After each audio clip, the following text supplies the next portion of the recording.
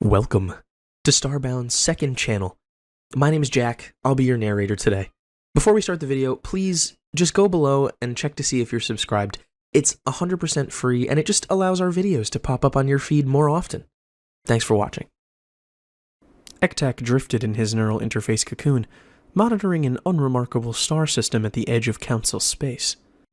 His soft brown head tilted with mild disdain as sensor data flowed through his mental connection, painting a picture of utter banality.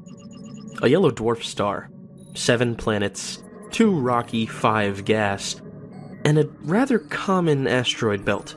Nothing worth the attention of an advanced civilization. Oh, another eventless cycle, he projected through his neural link.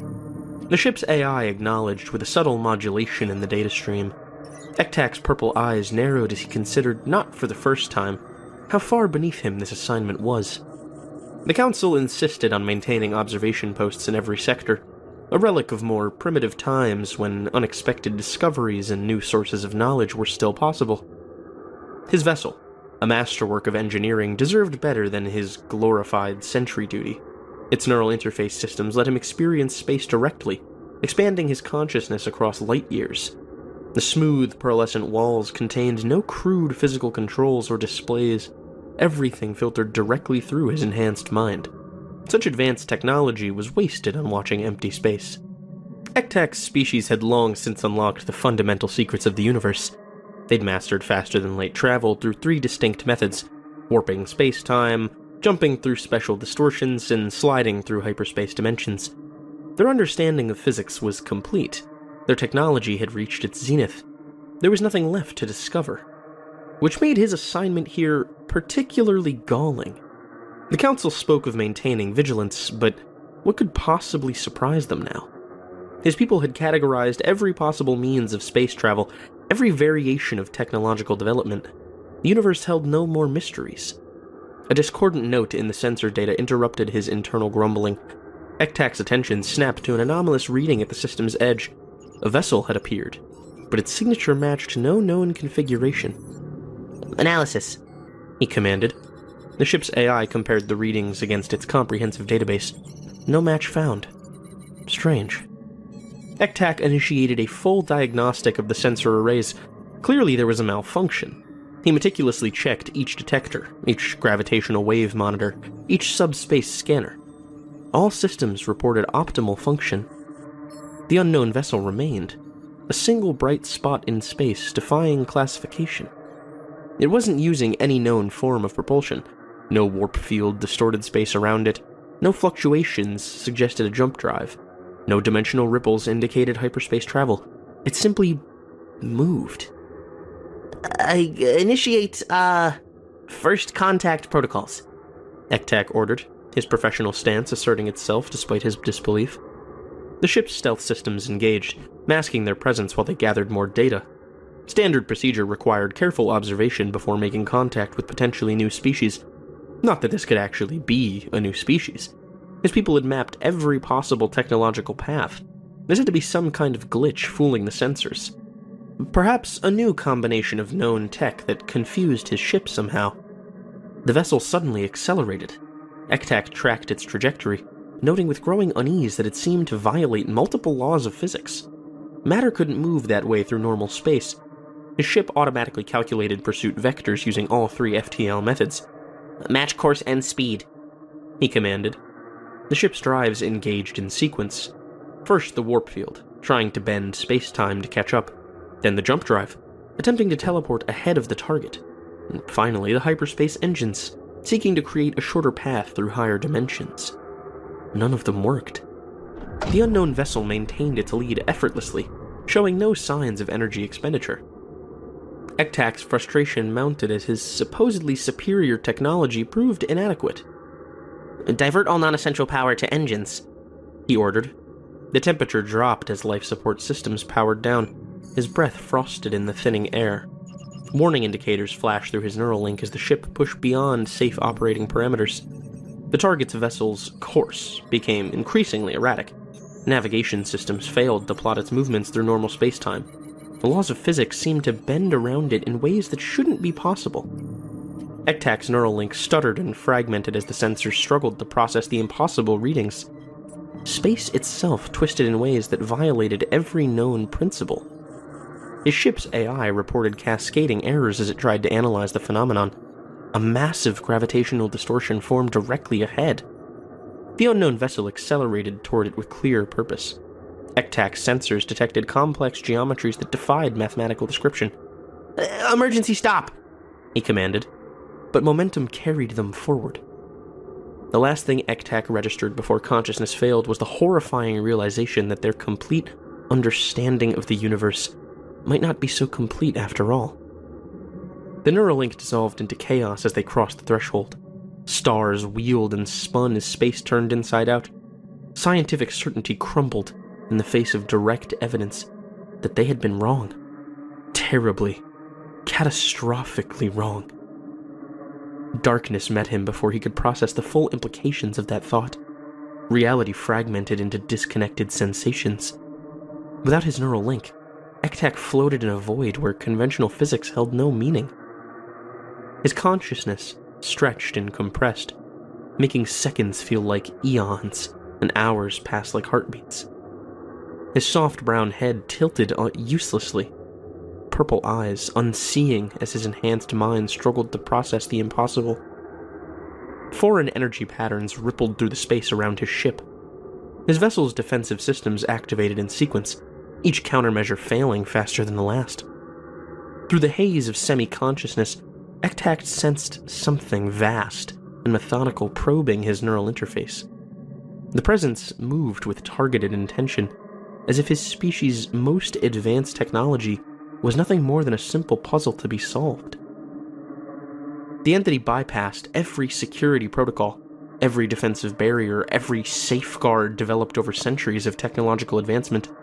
It sifted through his memories with casual ease, examining his understanding of the universe like a scholar reviewing a child's crude drawings. Each certainty, each fundamental principle his people held dear was examined, categorized, and set aside with clinical detachment.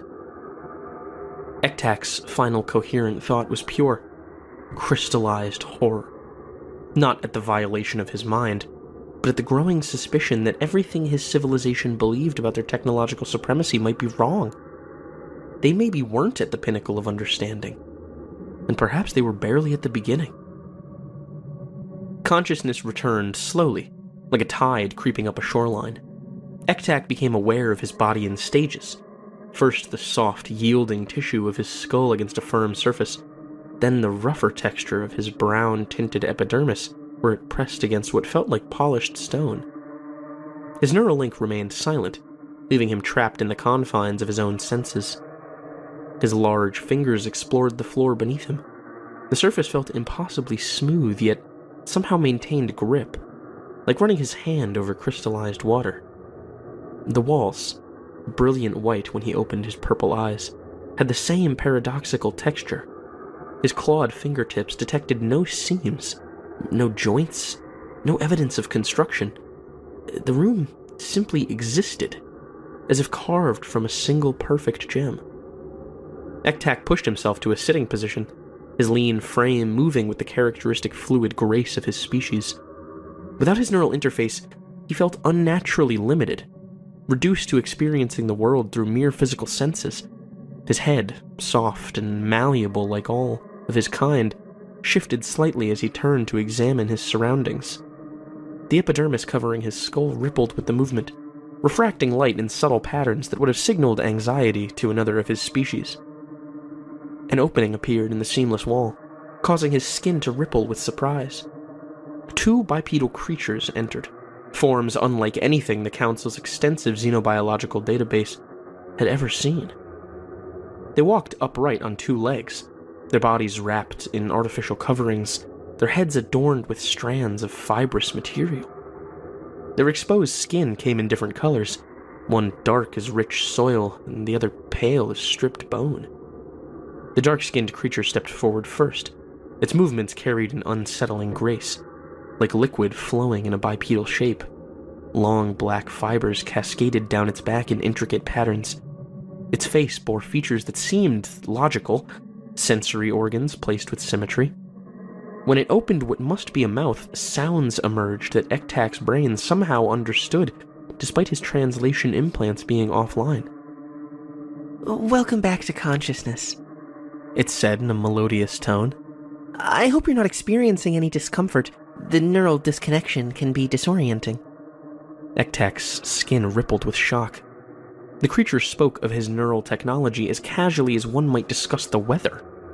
His epidermis shifted through patterns indicating confusion, disbelief, and growing concern. Not that these beings would understand such a way of communication. The pale creature moved closer, its broader frame and measured movements presenting a clear contrast to its companion. Short facial fibers covered its lower jaw, and the fibers on its head were cropped, close to the skull. Its eyes, a startling shade of brown set deep beneath heavy brows, studied him with unsettling intensity. Your neural interface is undamaged, the pale one said, its voice deeper than its companion's. We simply needed to isolate your consciousness during the translation software development. I'm Elliot, and this is my colleague Laura. We apologize for the abrupt nature of our first contact. Fresh patterns of distress raced across Ektak's skin. They spoke of neural technology, his species' crowning achievement, as if it was nothing. Their crude verbal communication belied their apparent technological sophistication. Everything about them violated the Council's understanding of evolutionary progression and technological development. Impossible, Ektak said, his voice carrying the warbling tones of stress. Your species shows no signs of proper technological advancement. Your physical forms are inefficient. Your communication methods are primitive. You cannot possess the capability to disable your ship's defenses? The one called Laura interrupted. To decode your neural interface? To extract and analyze your entire species' database of knowledge in the time it took you to regain consciousness? Each word struck like a physical blow. The casual demonstration of their capabilities sent violent ripples across his confused thoughts. His people had cataloged every possible path of technological development, had mapped every conceivable route to advanced civilization. These creatures matched none of their models. What you consider advanced, Elliot said, those brown eyes still studying him, is merely one of many parts. Your civilization chose neural interfaces and biological integration. We chose different parts. Many different parts. Simultaneously. Your people's mistake was assuming there could only be one route to understanding the universe. Ektak's skin went completely still, a sign of profound shock among his kind. The implications threatened everything his civilization believed about their place in the cosmos. They had thought themselves the pinnacle of evolution, the masters of all possible technology. Yet here stood living proof that the universe held mysteries they had never imagined. We have much to discuss, Laura said, moving toward a section of wall that transformed into seating surfaces. About your council, about humanity, and about how much meeting your kind means to us. You were the first contact we have with other intelligence, you know. The words carried no malice, no pride, just a simple statement of fact. That, more than anything else, sent fresh ripples of fear across Ektak's skin. These beings didn't need to boast or threaten. Their very existence shattered his civilization's most fundamental beliefs about the universe and their place in it. Ektak watched them settle into their seats, his purple eyes tracking their alien movements. Everything he thought he knew about advanced civilization was about to change. The only question was how much of his worldview would survive the conversation to come. Ektak settled into one of the materializing seats, his skin still rippling with unease at their casual display of knowledge. The humans sat across from him, their alien postures somehow managing to convey both relaxation and alertness. The silence stretched as he organized his thoughts, trying to frame questions that wouldn't reveal too much of his growing uncertainty. Your technological capabilities, he began, his voice carefully modulated despite his churning thoughts. They don't match your physical form. By all established models of evolution, a species should develop along clear lines. Your confusion stems from a fundamental misunderstanding, Laura said, leaning forward slightly. You're asking about our technology when you should be asking about our origins. Earth shaped us in ways your models never considered. The humans described their homeworld, a planet of constant geological upheaval, extreme weather, lethal radiation, and countless predators. Each detail contradicted established theories about viable conditions for developing advanced intelligence. Their world should have produced simple organisms focused on survival, not a species capable of transcending dimensional barriers. Earth's challenges, Elliot explained, taught us to explore every possible solution simultaneously. We couldn't afford to limit ourselves to a single path of development. Ektak's skin went still as the implications settled into his consciousness. These weren't primitive beings who had stumbled upon advanced technology. They were something far more significant. A species that had evolved to see limitations as challenges rather than boundaries. As if sensing his growing understanding, Elliot stood. Perhaps it would be easier to show you. Are you ready to see our station? There's someone who's very interested in meeting the first extraterrestrial lifeform to discover our existence. Ektak rose, his limbs moving with unconscious grace despite his mental turmoil. As they approached the seamlessly appearing doorway, he realized he wasn't just going to see their technology. He was about to witness proof that everything his civilization believed about the universe might be wrong. The corridor outside stretched in a perfect arc, its pearlescent walls indistinguishable from the room they'd left. Ektak's clawed feet detected the same paradoxical structure, smooth yet providing perfect traction. Every few meters, geometric patterns emerged from the surface only to fade again, creating an ever-shifting display of alien architecture. More of those beings, humans, passed them in the hallway, each one stopping to stare at him with undisguised fascination. Their variety startled him, skin tones ranging from deep black to pale pink, heights varying by significant margins, facial features displaying endless permutations. Some bore artificial enhancements visible through their transparent coverings, others appeared completely organic. The differences contradicted Ektak's belief in the natural tendency of individuals to become more similar as technology progressed. Your people show remarkable variation, Ektak observed, his skin rippling with scientific curiosity despite his lingering unease. Such genetic drift should indicate isolated population groups, yet you all share this facility. Yeah, well, turns out mixing the gene pool like a chaotic soup makes for interesting results, Laura said, leading them toward what appeared to be a solid wall. Some of us can run marathons. Some replace their bodies with artificial limbs. Others live in simulations altogether. Evolution's a prankster. The wall dissolved as they approached, revealing a circular platform suspended in open space. Ektak's skin went still as he processed the view.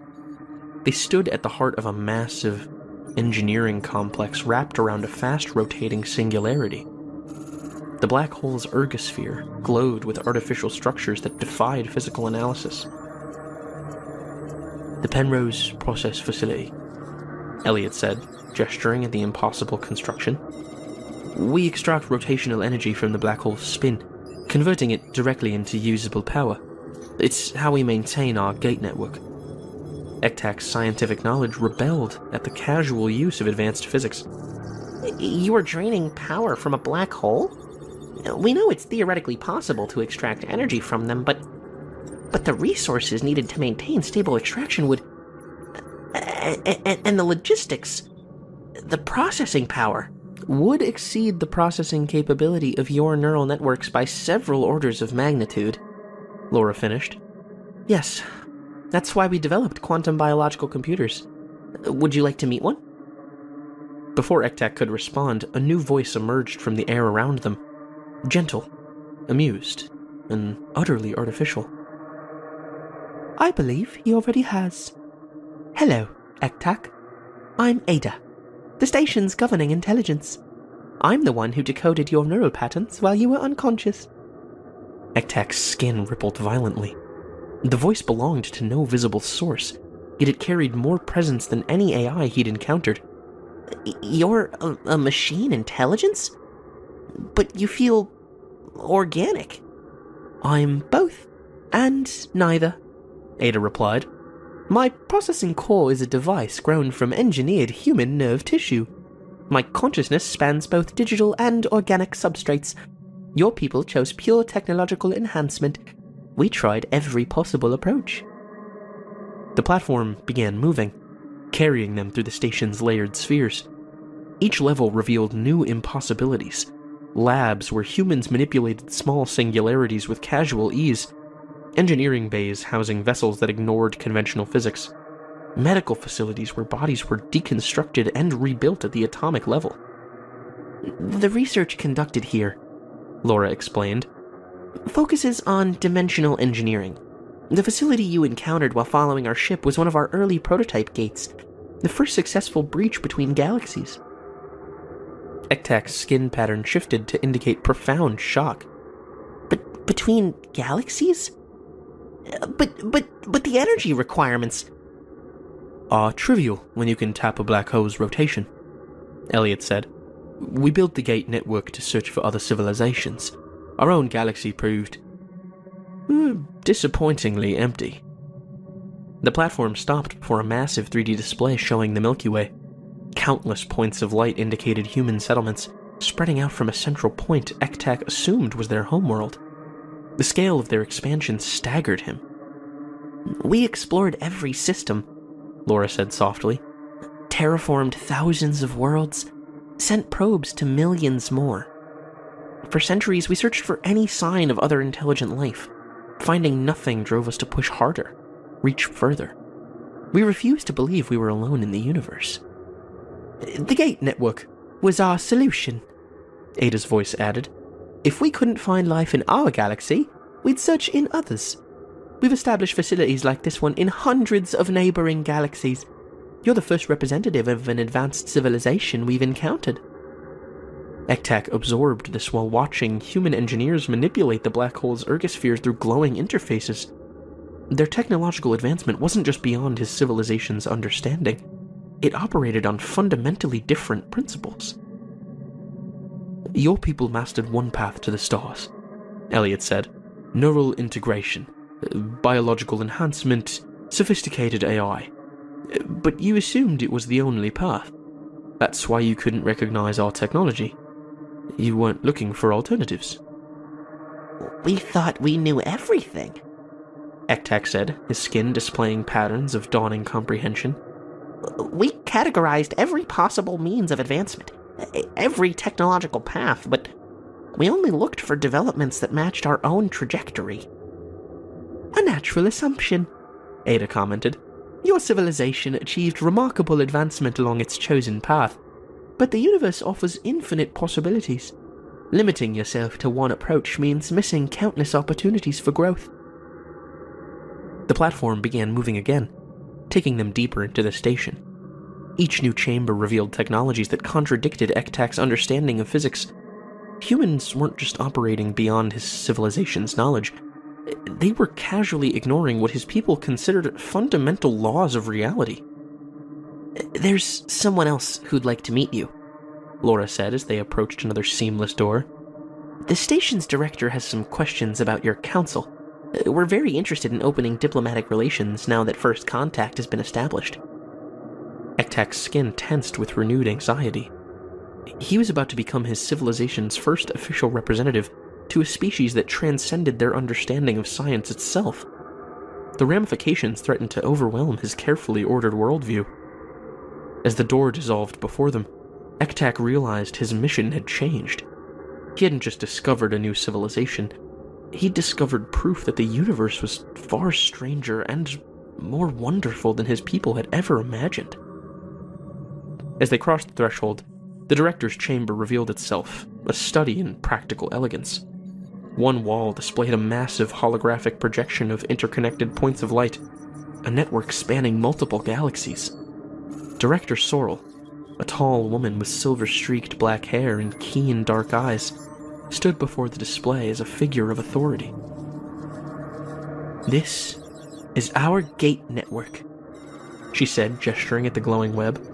What you encountered was Gate 2184, one of our newer installations. Here, let me show you exactly what happened. The hologram shifted, displaying Ektak's vessel in perfect detail. His skin tensed as he watched his own pursuit of the human ship, ending with his passage through what appeared to be a localized fold in space-time. The technical readouts scrolling alongside the replay showed special patterns he'd never seen before. The gates operate on a principle we call frame dragging, Laura explained. We use the black hole's rotation to create controlled tears in spacetime.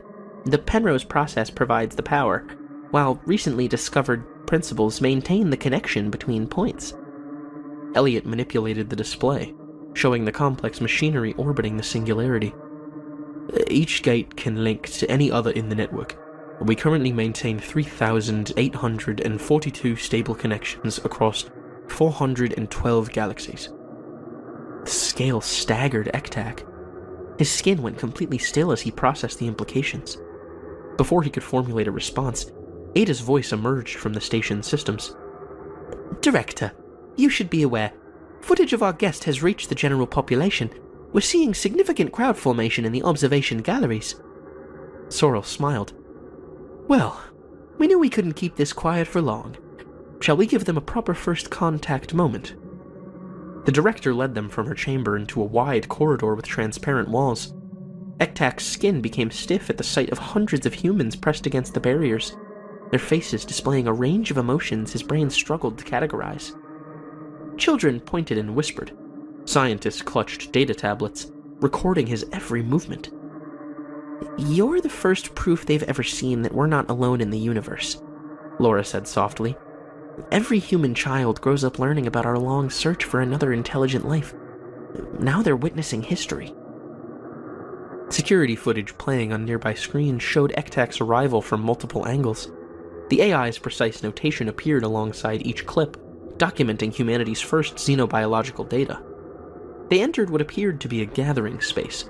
Tables held an array of human food items, prepared according to long-established first contact protocols. Station residents recorded everything on personal devices as Ektak carefully sampled each offering, his epidermis shifting through patterns indicating curiosity and mild anxiety. A small human child approached, chaperoned by what appeared to be a parent. Can I touch your skin? The child asked. I've never seen an alien before. Ektak extended one hand, his scientific interest overriding his natural caution. The child's gentle touch was gentle, drawing gasps of wonder from a watching crowd. More children approached, each asking permission before making contact. Their innocent fascination with his very nature struck something deep in his consciousness. Your people have truly never encountered another intelligent life? He asked Director Sorrel, who watched the interactions with evident satisfaction. This is hard to believe given the size of your galaxy. In our early days in space, we explored every star system, she replied. After finding nothing for so long, the Gate Network was born from our refusal to believe we were alone. The Penrose process was key, Elliot added. Once we learned to harness the black hole's spin, we had the power to breach the walls between galaxies. Each gate was, and is, another chance to find life. And now we have, Laura said, watching another group of scientists carefully documenting Ektak's biological readings. You're the first. The living proof that humanity's great search wasn't in vain. Ektak absorbed this while observing the continuing reactions to the station's population. Their technological achievement was remarkable, yes, but their emotional response to his presence suggested something deeper. These humans hadn't just built an impossible network of gateways, they'd done it out of a profound desire to find others like themselves. Your council's existence changes everything, Sorrel continued. You're not just our first contact, you're the validation of humanity's oldest dream, the living proof that intelligence exists beyond Earth. The question is, are your people ready to embrace a universe larger than they imagined? Ektak watched a young scientist carefully documenting the patterns rippling across his epidermis. In her eyes he saw not just curiosity, but hope. The same hope that had driven humanity to span the gaps between galaxies in their search for life. For the first time since his capture, Ektak felt something beyond scientific fascination or cultural shock. He felt responsibility. His people's response to this contact would determine whether humanity's great loneliness would finally end. As the celebration wound down, Ektak noticed Laura and Elliot exchanging meaningful glances with Director Sorrel. His eyes widened with curiosity at their unspoken communication. The director nodded, a slight smile touching her lips. "We've shown you our greatest achievement," Laura said, gesturing at the gate network display. "But perhaps you'd like to see our beginning?" Ektak's scientific mind raced at the opportunity. The station itself demonstrated humanity's current capabilities, but their origin point? The crucible that forged such determination? That would explain far more than any technical display. "Your homeworld is nearby?" he asked, his skin shifting to display cautious interest. "Through Gate 1, Elliot replied. "Earth has been preserved exactly as it was when we first reached the stars. Would you like to be the first non-human to see where humanity began?" The weight of such an invitation sent ripples cascading across Ektak's epidermis. His people guarded their homeworlds zealously, yet these humans offered to share their origin freely, eager to show him not just what they'd become, but how they began. "Yes," Ektak said, the patterns on his skin betraying both scientific curiosity and deep reverence for what such an invitation meant. "I would be honored to see your beginning."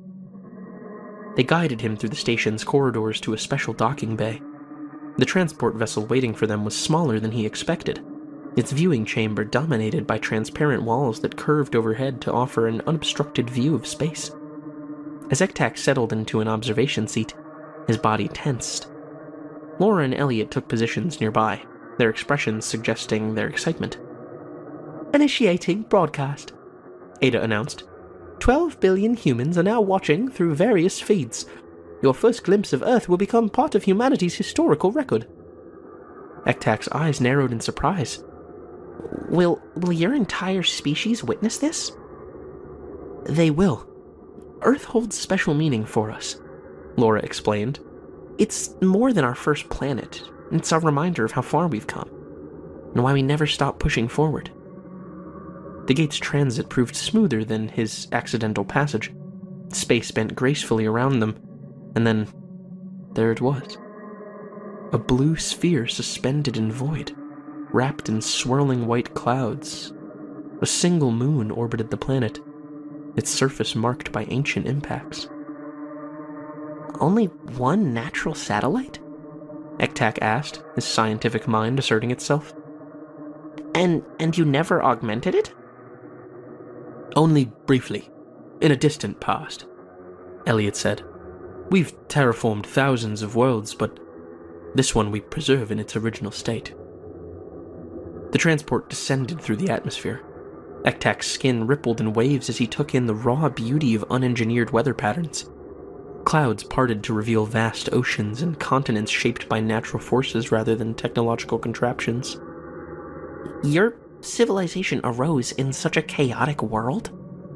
Ektak's voice carried tones of wonder despite his attempt at scientific detachment. Laura smiled. "Just a normal world for us. Watch." They flew over sprawling forests unmarred by development. Massive gray creatures with extended nasal passages roamed open grasslands in herds. In ocean waters below, enormous aquatic mammals breached the surface, their movements displaying clear signs of intelligence. "Each species here taught us something," Elliot explained, "about adaptation, about survival, about different ways of seeing the world. We preserve them all, exactly as they were when we first reached space." Have you learned everything there is to know about them?" Ektak asked, genuinely curious about their preservation efforts. Both humans laughed. "We discover new things every day," Laura said. "The elephants below still surprise our researchers with previously unknown behaviors. Those whales in the ocean, we're still decoding layers of their communication." But your technological advancement," Ektak's skin rippled with confusion. Surely you've mastered understanding of mere biological systems. Knowledge isn't finite, Elliot said. It expands with each question we ask. The moment you think you know everything is the moment you stop growing. The transport circled the planet, arriving over a vast ocean as the system's star began to set. The sky erupted in colors. Ektak's visual organs struggled to process. His skin went completely still as he watched the spectacle painted across the clouds. My species thought we knew everything, he said softly. We categorized all possibilities, mapped all potential paths of development, yet here you are, proving how much we missed. You grew alongside other species, thinking you had seen it all and reached the peak, Laura said. We grew alone, knowing there had to be more to discover. That's the real difference between us. They passed over a settlement where human children played in carefully preserved parkland. The sight solidified something in Ektak's consciousness. His mission had changed. The Council needed to understand not just humanity's special achievements, but their perspective on knowledge itself. It's not just about physics and technology, he said, his skin displaying patterns of deep realization. It's about never stopping to learn, to question. We didn't know what we didn't know. The transport began its ascent, Earth's curvature becoming visible again. Ektak watched the planet recede, understanding now why humans had preserved it so carefully. They'd reached into other galaxies, but their connection kept them where they began. Thank you for showing me your beginning, he said, his voice carrying formal tones. And thank you for being part of our next chapter, Laura replied. Ektak's skin rippled in agreement as Earth shrank to a blue marble behind them. These humans had reached the stars without abandoning their roots. Their advancement wasn't about leaving their past behind. It was about keeping pressing forward into an infinite future. The Council would resist such ideas. They would struggle to accept that their perfect understanding was deeply flawed. But watching that pristine planet fade into the distance, Ektak knew his people had to try. The universe was far larger, far stranger, and far more wonderful than they had ever imagined. It was time they learned to embrace the unknown.